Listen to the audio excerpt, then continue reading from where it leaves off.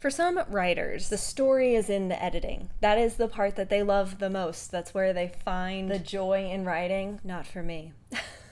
I have kind of been dreading this, I'm not gonna lie. About 2 years ago, I challenged myself to write a draft of my novel in 12 weeks, get the first draft out, and I did it. She's here in this massive binder, and then I didn't do anything with it. Part of me believes that after you finish the first draft, you need to let it marinate. You need to give yourself some space from it, and that's what I did. And then I gave myself a little too much space. I started a little book covers business. I started learning how to tattoo. I've spent a lot of time here on the YouTube. So even though I've been doing things creatively, I never got back to my actual book, and I think a huge part of that is because editing for me isn't my best activity. In fact, during my ghostwriting days, I would write the first draft of a novel and send it off, and my job was done. I've written 12 books like that, and I never really had to go through the editing process. Back when I wrote fan fiction, I didn't even edit that either. I just threw it up on the internet. But I think I want to try the traditional publishing route, and in order to do that, you can't just throw a first draft at them. I know that. So we're gonna try. It actually, I'm gonna be honest, it has not been as bad as I thought it was. So for me, getting back into the story has actually been really lovely. I missed my characters, and I think I actually needed to wait this amount of time because coming back into it, I have a better understanding of who I want them to be and stuff like that. I'm gonna be honest, it was I knew I was ready to edit. I guess I was waiting for that. I don't really know. But it was over the course of a few days where I feel like the characters were really coming back to me, and I started to truly understand my male main character because I'd been struggling with him a lot in the first draft, and really understanding exactly what it is he wanted and why he was kind of struggling internally. I knew there was something there, and I knew I had to figure out what it was. Do you work on problems in the back of your brain for 2 years? I have no idea. But it was all of a sudden I knew I was kind of ready to come back to it, which is really exciting, but also editing. It's gonna be fine. And I'm back into editing. I started a little bit before this, and it wasn't so bad. Would I rather work on a first draft of something else? Probably. But this story means a lot to me. It's the one that I'd really like to be, my debut of writerness. I am a writer now, but it's more copywriting and stuff for my real job. And I actually really do love that side of writing too. I did not expect to. It's actually changed the way I write structurally, which has been really interesting. And I've noticed that in this rewrite is that I feel like I am bringing a new level of clarity to my writing, which is really nice to see. It's nice to know that I've progressed a little bit in the past 2 years, I think. But that's what this video is. It's gonna be documenting that. It's either, because I don't know yet, this video is either going to cover me editing the entire book, maybe, or just Act 1. And I think I'm gonna be leaning towards Act 1 because I started editing actually while I was on vacation. And so I did some of that while I was at the beach with my family, and then in the car on the way back, and I've edited a little bit over last weekend and some a little bit during the week and stuff like that. And I, after all of that, consider 30 pages in, double spaced. We're doing great, obviously. I feel lucky though, because when I first wrote this draft, I actually outlined the book, which never, ever, ever happens. But I was watching Abby Emmons. She's a really great channel here on YouTube. She has so many free resources. If you're a writer, I so highly recommend watching her stuff. And she's a big outliner. She convinced me to outline my book, and so I have an actual real outline of stuff, because normally I'm a pantser and I just sort of go with whatever the characters are saying in the moment, and then that often writes me directly into a corner where I don't know where I'm going, and I'm kind of paddling around looking for a solution. To be fair, if you're a pantser, you understand the glorious moment when you figure out where you're going, and it's great. I didn't necessarily want to leave myself up to that with this story in particular, and so I had outlined it, and having an outline actually is very helpful in your second draft.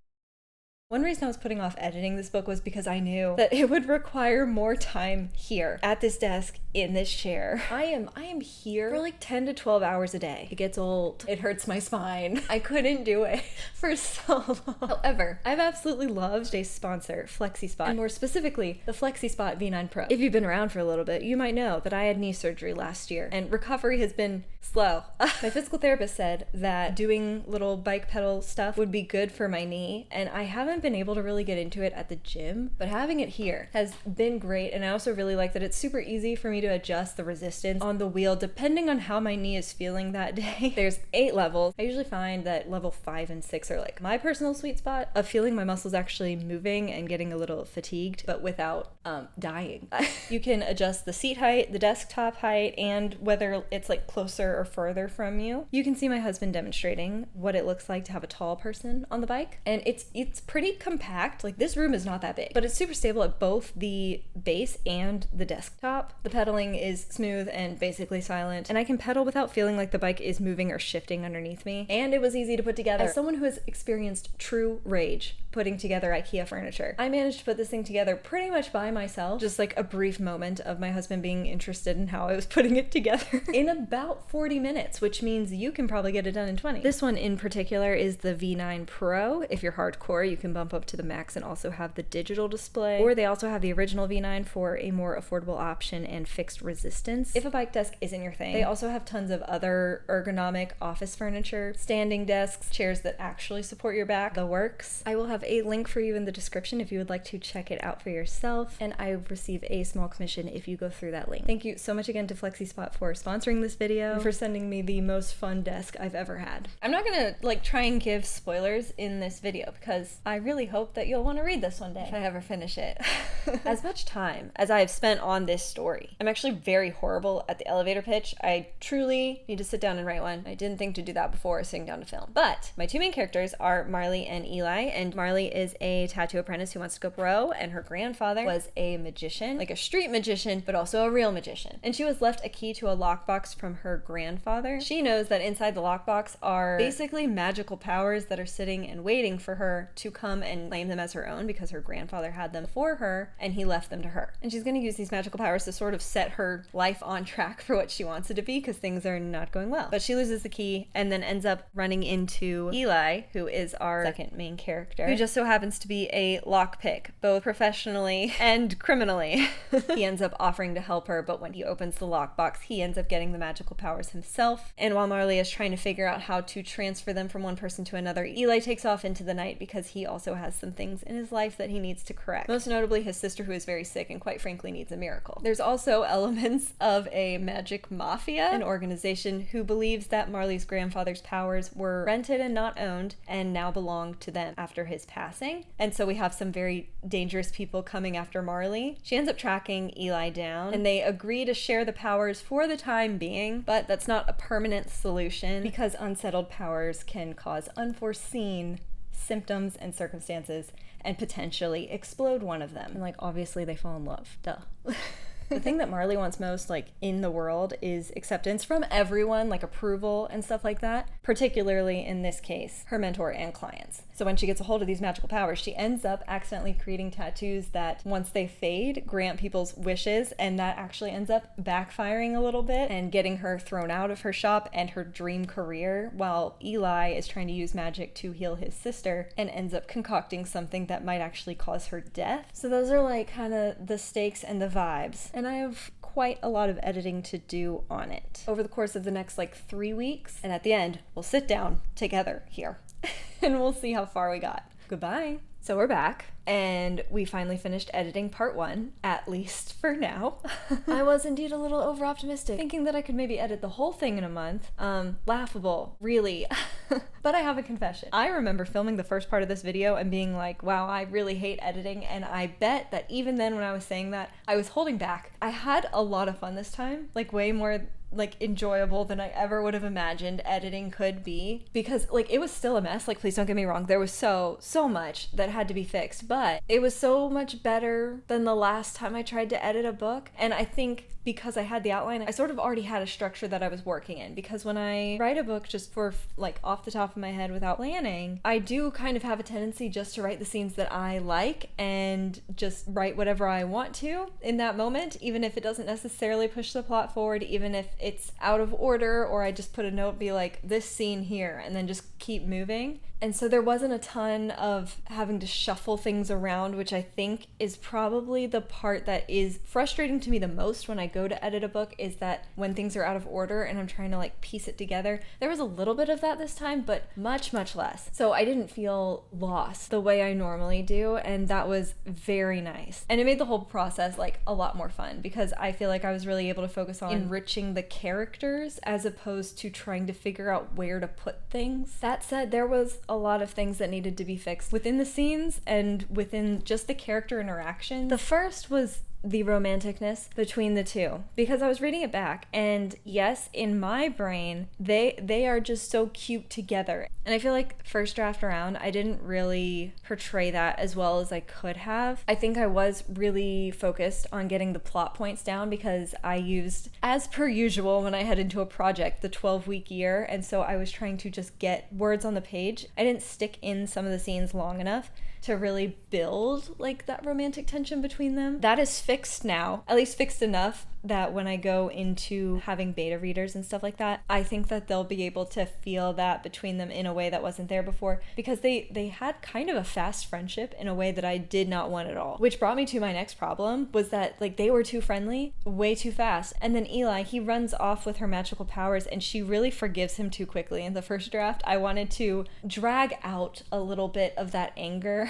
She'd been waiting years to inherit it, and for her to be upset but not enraged did not make sense. And so now I have her spiraling a little bit more and sort of having this moment of beating herself up, because how could she get so distracted? And just because he's a thief and was nice to her doesn't mean that he wasn't going to steal from her, and having a little bit of that naivete, is that the word I'm looking for? And then on the other hand, I had Eli sort of slipping away too quickly, whereas I wanted him to be like a little bit past infatuated. Like he's having to force himself to stay away from her because he really did like her. But for him, he feels like he needs the magic powers to heal his sister, and he thinks that those are mutually exclusive things. He can't have any type of even a friendship with Marley if he's going to keep the magical powers. Like he doesn't see a way to reconcile that. And because she's spiraling, and that it's impossible for him to know Marley and have access to magic, on top of some other deeper rooted issues that we'll be getting into in Act 2 related to his views on relationships and stuff like that, by the time they confront each other, it's like, it's not cutesy, slightly angry banter. Like they are pissed at one another, which meant it felt more like they have a romantic tension, but they are angry. And we know how I feel about rivals to lovers. It's delicious to me. I didn't want this to become any type of friends to lovers story. I don't like reading them. And just because their characters do kind of get along, like they banter well, that doesn't mean that they can be friends right away for this story to work. I also added a few scenes to kind of differentiate between powered and unpowered magic. So like, because the magic powers are what Eli ends up getting from Marley's lockbox, there are ways in this version of the world to do magic and little enchantments and stuff and it be without magical powers. Like there's still some things you can tap into, it's just that unpowered magic is unreliable and very weak. And I wanted to do this because I think there's a good chance that I'm going to take a side character and write their story after I finish working on this one, and it's going to be important for her character to be trying to use magic without the power. The best way I can describe it is like having a bike and then having one of those battery power bikes. That's the difference, except magic. There were some things I also had to fix like halfway through. When I decide to make a change to a story that's halfway through, I don't go back and fix it. I just pick up with the change and I'm like, oh well, that's future Caitlin's problem. And it was. Originally, I had the other apprentice at the tattoo studio she works at being a guy and being sort of like a love triangle thing. I decided to do away with that. So now the other apprentice is a girl, but she's not nice. Like there's very much mean girl energy going on between the two of them. Because for this story to work the way I want it to work, Marley can't have any allies in any way in that studio. She needs to feel completely and totally desperate and downtrodden. She's a main character. What do you expect? I also really amped up Eli's obsessiveness. I wanted to see that, and I knew that I wanted to make Eli's character have sort of obsessive tendencies. Like I said, in Act 2, we'll kind of get into more of his ideas on freedom versus relationships and how to him those are not like coinciding ideas, especially with having a sick sister. He feels horrible about it, but at the same time, he has these relationships that he feels really tether him to where he is in life right now, and he doesn't want to add Marley on to that stack of things that could hold him back, and kind of along the same thought process of feeling like he's being held back by these people that even though he loves them, it's sort of a stopping point for him. He's gonna really be wrestling with what it means to be a good person. Is he a good person? Is he just pretending to be a good person because that's what he wants to be? Are those the same thing or not? And he's really going to be obsessing over that question for a significant portion of the book. And I feel like that has really helped add a lot of depth to his character, while also giving him this sense of being out of control and a little bit desperate. Overall, I'm really happy with the changes we have so far. I think they give the story a lot more emotion to latch on to, which is usually what keeps me reading. Like between that and the romantic tension between the characters, those are usually the things that help drive me through a plot, because it doesn't matter how cool the plot is if the characters aren't interesting or evoking some sense of emotion. The end of Act 1 is when we get like a hint that there's this magical mafia and that they've gotten wind that Marley has magical powers and has inherited them, whereas they think that those magical powers have been stolen because they deal in magical powers and keep people on the hook with massive rental prices to keep their magic, or else they'll come and extract them, which can be a fatal process. There's going to be like this kind of looming moment of they're coming after the powers and they're willing to use fatal force to get them. So that's where we're at. I'm excited to get into Act 2. I don't know how I'm going to do a video like this for Act 2, because I feel like with Act 1 everything's so much like setup that I can explain to you what's going on, and it's not that big of a deal because that's kind of the stuff that you would put on the back of the book. But Act 2 is where we'll get into like actual, I don't know, I feel like real spoiler range, but generally very excited to actually get into the dirt of Act 2 now that editing Act 1 was actually really fun. I know it's going to be harder. I feel like writing openings is so much easier for me than like writing the middle of a book or the end of it, but you know, we're gonna cross that bridge when we get there. I know so many readers are also writers, so if you have something fun that you're working on, especially if you're in the trenches of editing, would love to hear how it's going for you. It is fun, but it's not easy, so I would love to hear about it and hopefully have some sort of video or something for Act 2, even though we'll be keeping the plot points minimal at this point because I don't want to spoil. I really hope you want to read it. Please like this video if you liked it, click subscribe if you want to talk about more books and or writing stuff. My name's Caitlin, thanks for watching. Bye.